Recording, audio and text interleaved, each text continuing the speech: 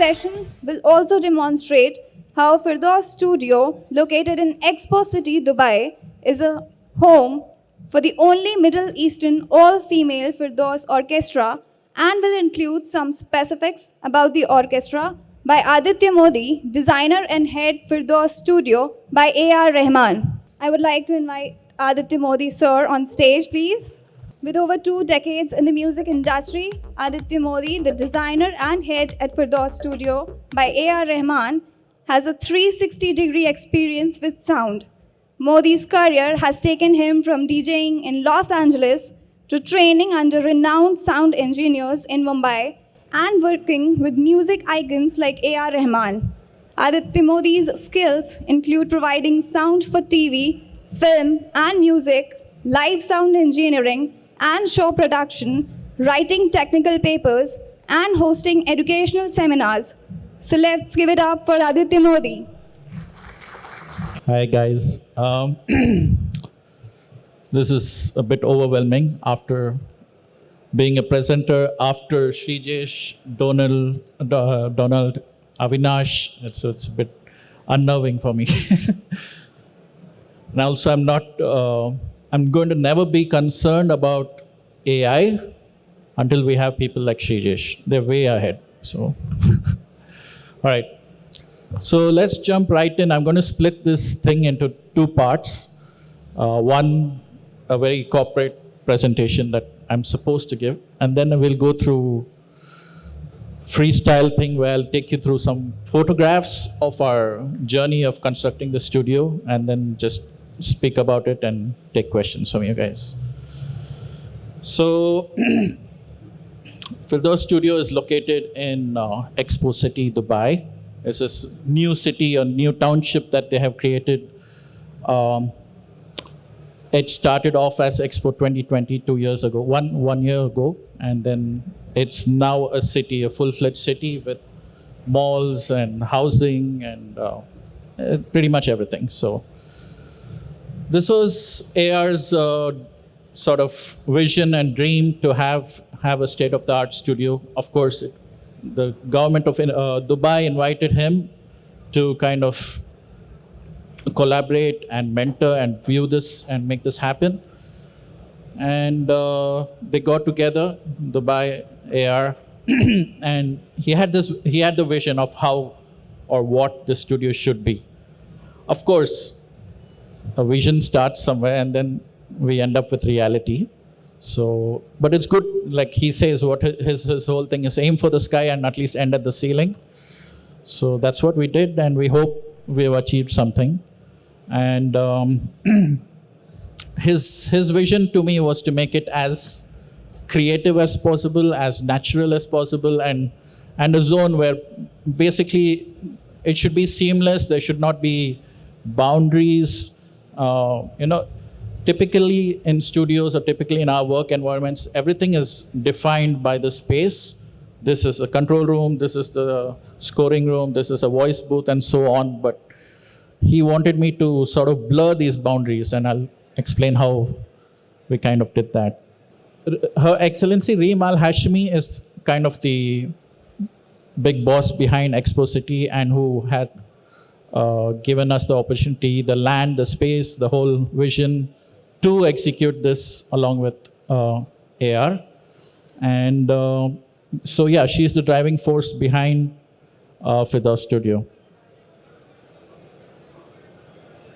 Of course, then AR approached me, as I have been designing studios for him for a long time. We have multiple studios in Bombay, in Powai, in Andheri, which I was designing in the past. So with that in mind, then he suggested, why don't, of course, there was a thing whether we should get somebody international, somebody renowned. And then at the end, he said, let us prove ourselves as Indians that we can also build something. So he then gave me that opportunity and said, okay, let's go ahead. And then I don't know if Rollins is here, but my partner Rollins and myself kind of took this forward. Show you a quick, so basically, okay, this photograph here is the land that we got. This was the starting point in 2019, end of 2019. This is all we got. And then I'll show you, I hope this video plays, but yeah, a rapid thing of how this whole space developed. We built this in exactly 8 months. We designed for 2 years, but from ground up, it was built to finish in 8 months. So I think that's a feat in itself. Typically, if we were constructing a studio elsewhere, even India, I've constructed several studios, it definitely takes more time because of various reasons. But let's not get into the reasons, but definitely it takes more time. But I think Dubai having the right resources, we managed to finish this really fast. Sorry, this played again. So the space includes, basically it has, I'll come to the way we merge everything, but basically it has one large control room. It has a control room B downstairs, a live recording room. This deep listening room is the kind of control room B. It's not a typical control room that you have. It's a lounge / control room / writing space. So it's more relaxed. It's actually, it's got sofas and couches, a piano, TV. So it's kind of a living room, if you will, but where one can utilize it to do everything that the main control room can. You can record from there, mix from there. It's very, that's how we have connected all the spaces.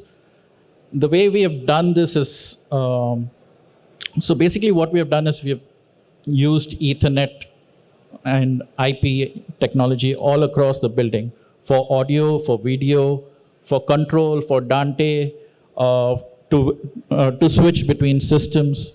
So basically it doesn't matter where we are in this whole studio. You could be even in the canteen or even in the bathroom, even in the lounges, you could be in the control room, you could be in the scoring room.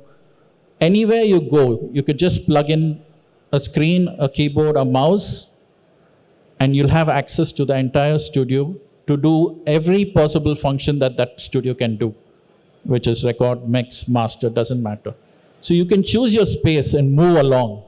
Although, of course, there's a defined space called the control room, but it doesn't limit you to control the studio from that space. You can really go anywhere. And the next step is recording. You can also choose to record from anywhere. Recently, we recorded from the staircase for whatever reason, because we like the reverb in the staircase. So it's just a staircase going from ground floor to first floor. We found a Ethernet point there. We hadn't actually even planned while designing that this would be the function. But since we had the Ethernet points, we managed to find the back end of that, hook it up, and boom, we were able to record from the staircase. So that's what makes this place so sort of seamless, and it merges all the rooms, merges all the technologies together, and you could pretty much decide as a client, as a creative person, to be situated in any place across the building and to do the function that you want.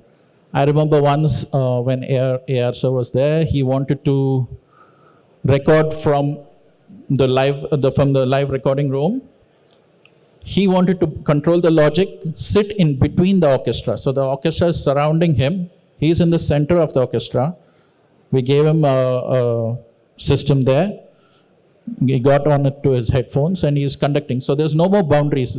There's no glass between you and the musician. You're sitting within, you're recording them, you're instructing them. So you're able to hear live without the headphones, you're able to hear the recording with the headphones. It's a new way, I think, to make it happen. Of course, we're doing this in bedrooms where we record next to each other, but we take that to the professional environment, and I think it works fantastic. So basically, no more boundaries no more distance between the musicians and the artists and the composers. So this kind of thing we managed to get it done there. Now the live recording room is also kind of, let me see. Okay, anyway. So the live recording room has multiple modes. It can, of course, it's a live recording room where you put in an orchestra, musicians, and record like any other. But the thing is, we also wanted to make it utilize it for various modes. We're able to utilize it to do small concerts. We're able to utilize it to do shoots. We can record, music videos. We can shoot music videos, short films, and so on. We use it to do workshops. Recently, we had Genelec, Avid, Dolby do some workshops there. We've been having workshops there. We can use it to watch a movie, a cinema. And, we have these sort of cinema chairs that come out in stages. We have a full Dolby Atmos playback system in the scoring stage and a 4K projector. How did we achieve? I mean, most of you know that all these modes require different sound, different acoustics. So how is that possible within the same room? So that's where we kind of designed something called adaptable acoustics. So basically, what we have done, and I have some photos later. It'll make more sense later. But basically, what we've done is we've added a lot of these motorized panels that exist on a motorized truss. And these panels, basically, they're reflective on one side. And once you open it up, it opens to an absorptive ceiling.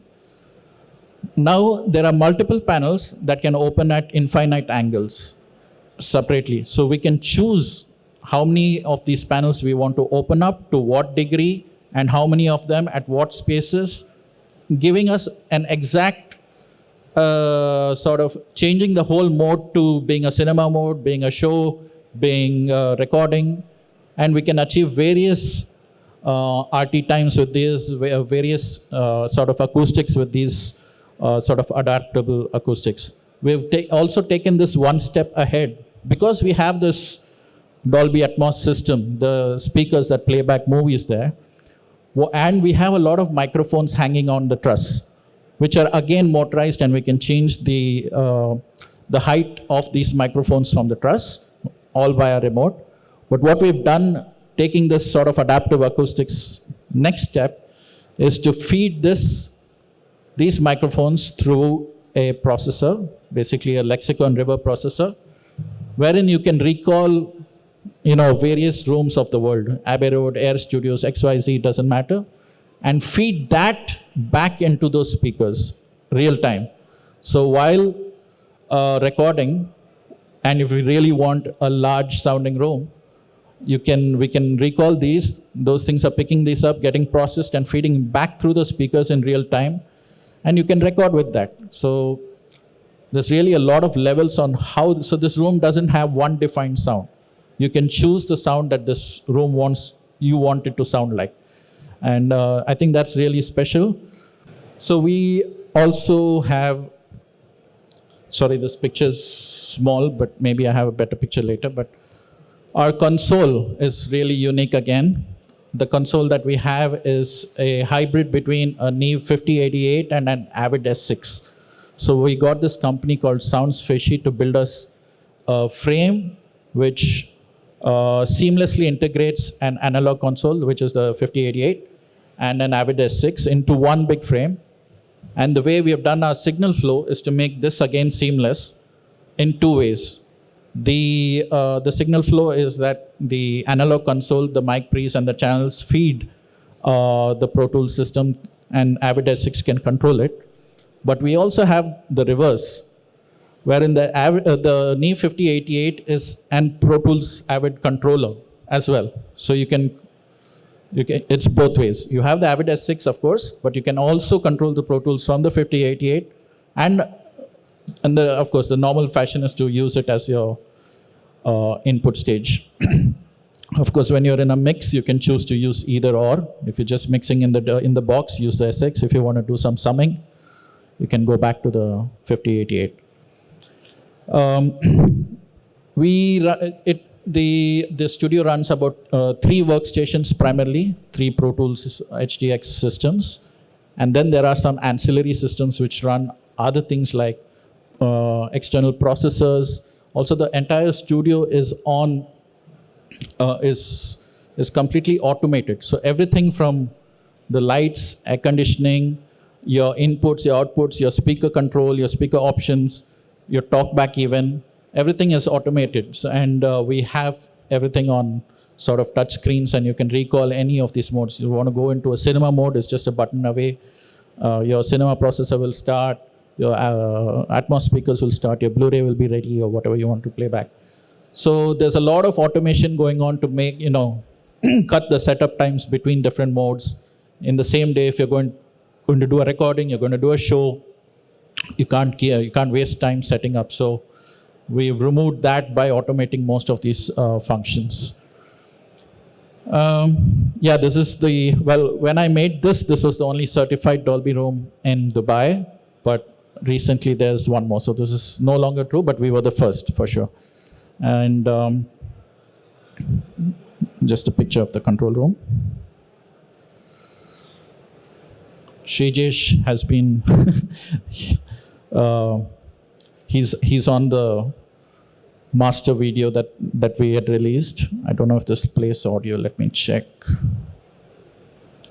He's been kind enough to come and give us seminars. He's also worked on some movies at our studio. Okay, I don't think we have audio on this. Very unique studio that has been built. I mean, we're so proud of this as well. It's got incredible engineers, and the studio is always built upon the people that are there. This room is pretty interesting. It's got 3 Pro Tools Ultimate systems. There are 2 of them here, 1 of them on the back. You can record, mix, and produce as well. So there's a longer video. It's on YouTube, and you guys can watch it at any time. I already mentioned that it's the first certified Dolby Atmos HE room, and the fun thing about Dolby Atmos in our studio is while you mix your HE in the control room, you can cross-reference it immediately in the live scoring room, which is also your cinema playback. So you have a cinema playback Atmos, you have your HE Atmos, and just with the flick of a switch, you can just send the same audio without doing anything, walk down into the theater and listen to it. I think Shijesh did that when he was mixing his movie. Come back, fix things you want, whatever you want. And since we can also move these systems anywhere in the building, you can actually move the mix system or just the screen and the mouse and go into the scoring room and tweak from there as well. All the lounges that we have, guest lounges where the people relax, all the offices we have are outfitted with Dolby Atmos, like sound bars and surround systems. So you can also cross-reference it, how it may end up sounding at your homes. So you can do the whole music, cinema, your home, referencing everything within the same studio. This is a few pictures of the scoring room. As you see, I think up you can kind of see these acoustics that I said, the adaptive acoustics, which are these panels that can move, open and close. Also, we have a lot of interesting lighting going on because, as I said, we can do shoots, we can do shows. So we have a lot of moving heads suspended. Again, this, I think, is very unique to a recording studio to have moving heads in the studio and then create lightings of your choice. We have a beautiful Steinway piano, which has this autoplayer function. So sometimes what our clients and AR Sir does is, just compose what they want to record on the piano on MIDI, send us the MIDI files, we send it to the piano, stick mics in, the piano plays it by itself, we record it and send it back. And, so the musician doesn't have to be physically present. Yeah, we have 500 plus inputs. I think it's close to 800 actually. 800 mic pre's, 300 microphones, and a lot of inputs to spare. So there's really nothing, apart from the physical space, there's nothing stopping us from doing a session of any size. As I said, there are various modes. We can make it a concert. We can do concerts, we can make it recording, we can do cinema, video shoots, conferences, workshops. Crazy lighting going on. And yeah, the moving acoustics, which is the truss going up and down.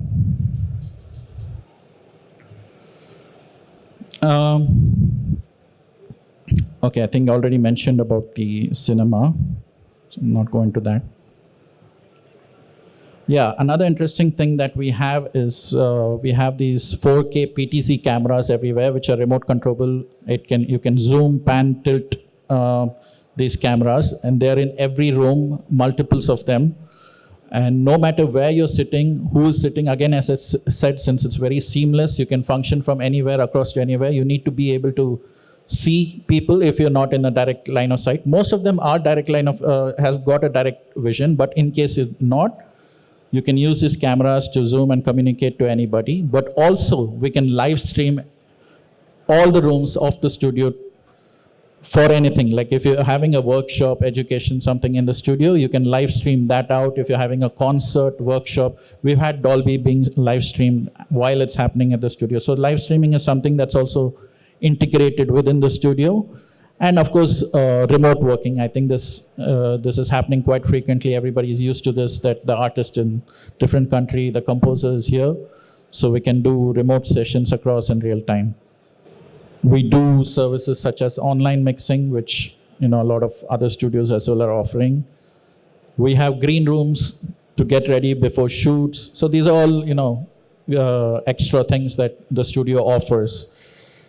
Some of our engineers, there are more right now, but here there are two of them mentioned, Navneet and Peter, really extraordinary engineers. You can bring in your own engineer. It's open for all studio. You can come there, engineer yourselves, and take your product, whatever you want. So some of the jobs that we have done so far, worked with PS2 is not on the list. That's recent, but yeah, PS2, 90% of the score was recorded with us. So at this point, let me speak a bit about, we have another section to us called Firdaus Orchestra. Now this is probably, I don't know for sure, but it's definitely one of the very few all-women orchestra that exists in the world, but definitely the only all-women orchestra that exists in the Middle East or in the region.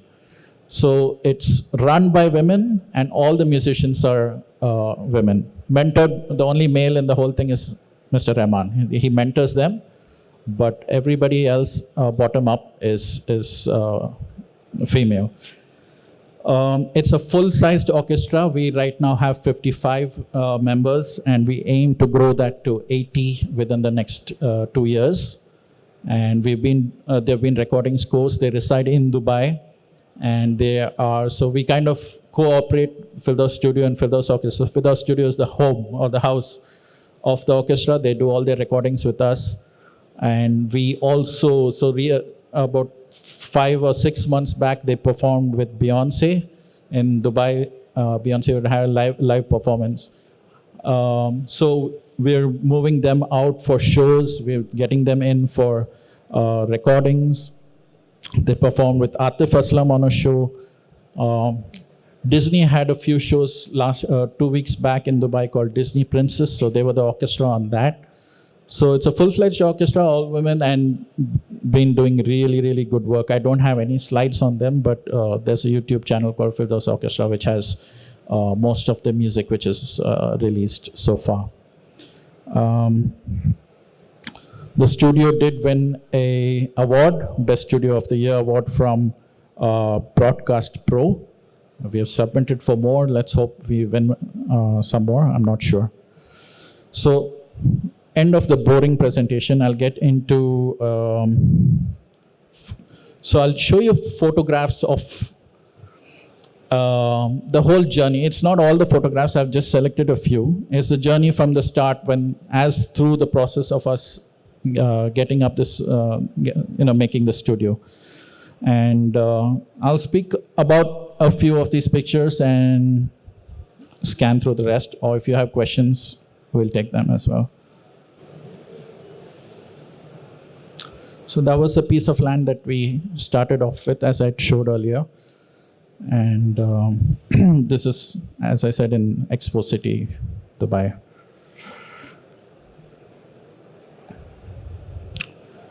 The So it's really organized the way they all run their cabling systems. This goes back to some of the things that Donald was saying earlier. The way we designed the power systems, we ran also, just like Donald did mention, individual separate power lines from the source and not take it off shared. We ran separate ones for the audio, separate ones for the video, and separate ones for the automation system. And this is some of the sort of isolation between the walls that we have. Most of our acoustics is actually just air gaps between the outer wall and the inner wall, creating a level of absorption that we needed.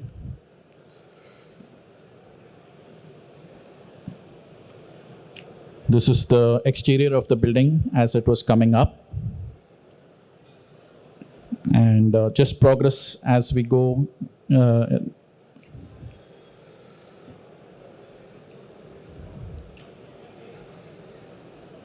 Some more shots. There were a few things that, so as we go, we learn a few of our mistakes. So basically, if you see here, this isolation sort of hanger from the ceiling is not supposed to be touching anything else, because otherwise, right now it's hooked onto a duct, which means the vibrations from the duct will transfer back into our building. So there was learnings. I mean, not learnings. We knew about this, but the contractors did not, and things that we had to fix along the way. We had to pick up such errors and then fix them as we go. Same thing happening again. Yeah, the garden coming up. It's very interesting in Dubai. A garden can just prop up overnight. We just get a catalog on the phone and say, okay, what trees do you want? We pick. By the morning, those trees are there. So,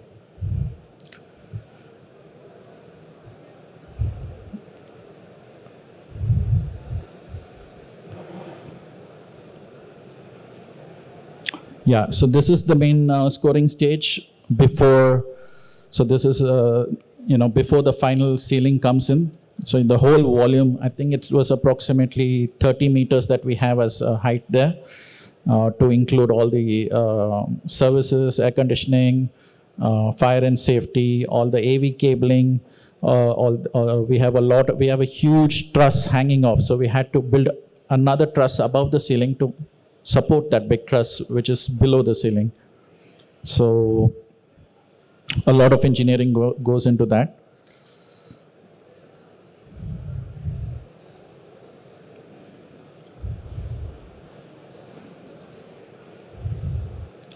This is the control room, again, before the ceiling, before the walls come in, just the shell.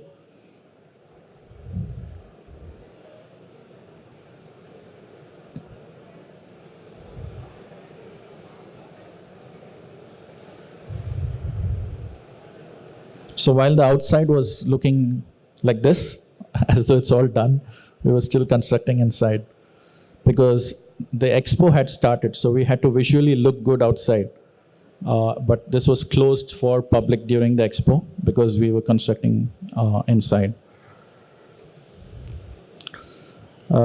This is our machine room. This is where the racks will eventually go, and we were laying cables under the racks that were to come.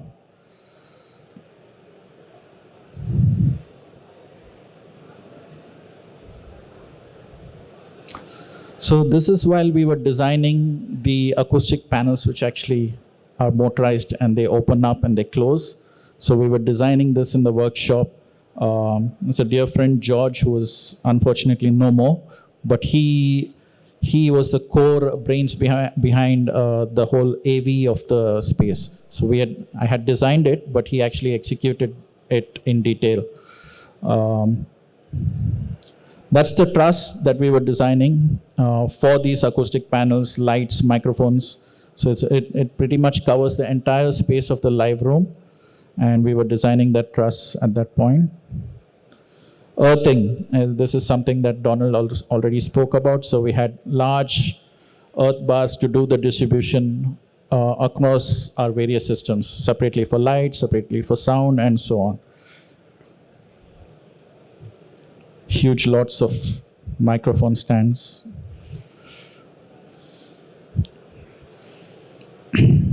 That's our console that looked like this when it arrived before we fitted it into the custom desk from Sounds Fishy. So this is the 5088, but then later we kind of fitted it into a different space, different frame actually. That's the frame going into position of the console, and then all the modules being placed on top of that.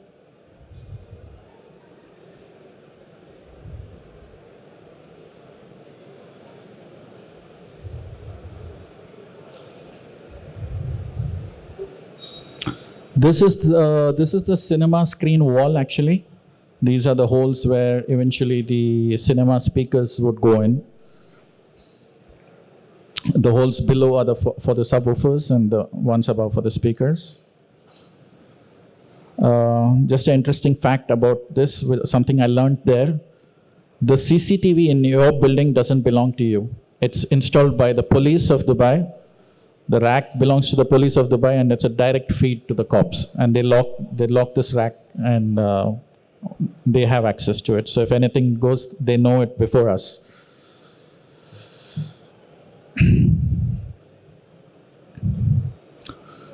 The boss inspecting the console build.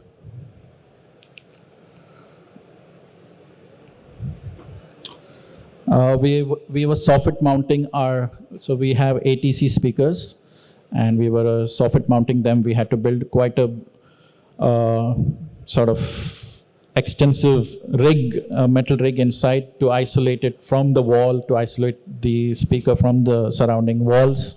So it's kind of suspended. The whole speaker is suspended, and we'll see pictures of how it goes in. So this little gadget, the black thing here, is basically what is going to hold the speaker.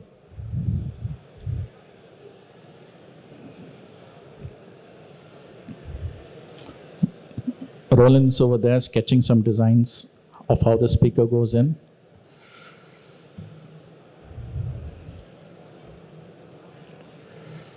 That's the truss that holds all the lights and the moving panels. As I said, it kind of spans the entire room. Getting closer to finish, I think.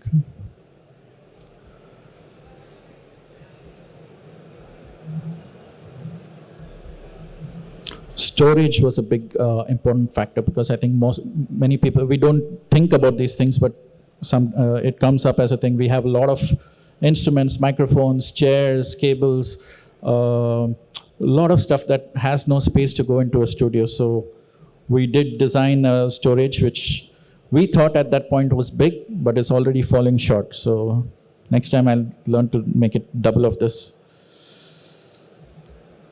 So the storage directly leads into the scoring stage. Some more isolation points for the Atmos speakers that we had to suspend from the ceiling in the control room. The speakers finally going in. These are the cinema speakers. The truss being tested, all the motors being tested. Lot of Dante cables, I think huge amount of Dante, because every point, everything in the studio is, pretty much any input and any output in the studio across thousands and thousands of lines are connected and internetworked by Dante. So you can really access it from anywhere, send it from anywhere. And the racks going in, the Dante cables, the Ethernet networks going in. These are the acoustic panels now being mounted onto the truss itself. And yeah. So finally, the 80s are kind of soffit mounted into that thing that I showed earlier, that metal frame.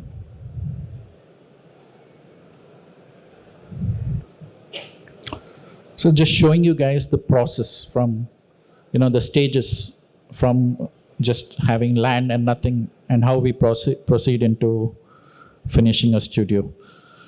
This is the guys from the screen. So the big screen that we have doing the cinema.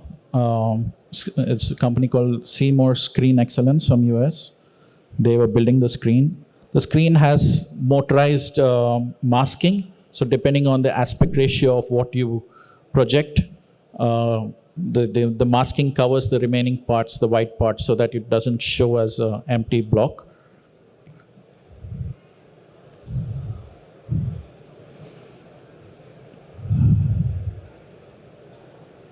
All the Atmos speakers, the ceiling speakers, the surrounds going into place.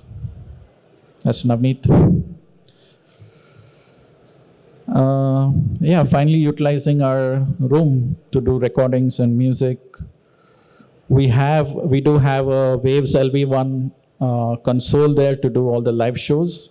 This is that, and our entire all the musicians recording, they get this little thing called the hearback system. So to the hearback, we are able to feed 64 channels of audio, which then they can personally mix for their headphones. So we don't have to really be concerned about what each individual musician is hearing from as an engineer. So we give them all the control, and depending how many channels they want, we can break it up or stem it down. 64 is a bit much for them, they'll get confused themselves. So we can scale it down to 16, give it to them. And these have LED names on it, screens, so we can just type in what is what. And during the recording, they control their own mixes.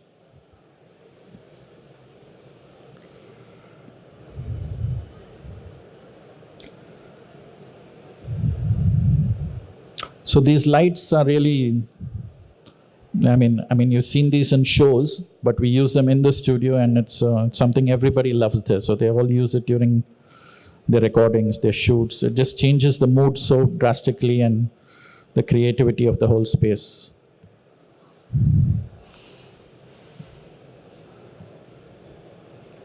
That's the hybrid, so S6 and the 5088.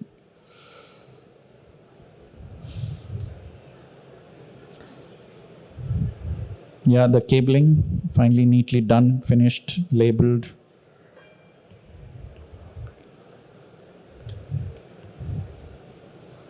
This is the piano that does the autoplay thing. We have fit in, this is the maximum people we have fit in. It was an 80-piece orchestra, 50 musicians, and I think the remaining were the choir. So we can do large size sessions like this. Getting the Dolby HE plug from Baska.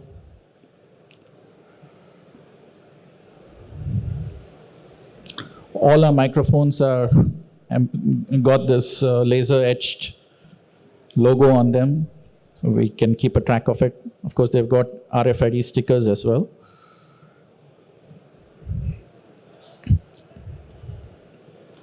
The Chief Minister of Chennai, Mr. Stalin, he was there for a visit. Some of the mics. I think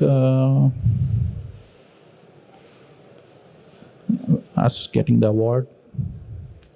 Some more shoots and recordings that we were doing. So see, if this is during a shoot, it looks like this, but we can do workshops that look like this. So we can keep changing the way and do multiple use cases. That's Simon Rhodes from Abbey Road doing a session at Firdaus. This was during PS2.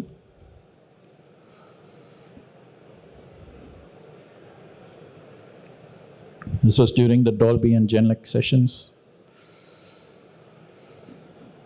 Yep, so that is it, I think. Okay. Thank you.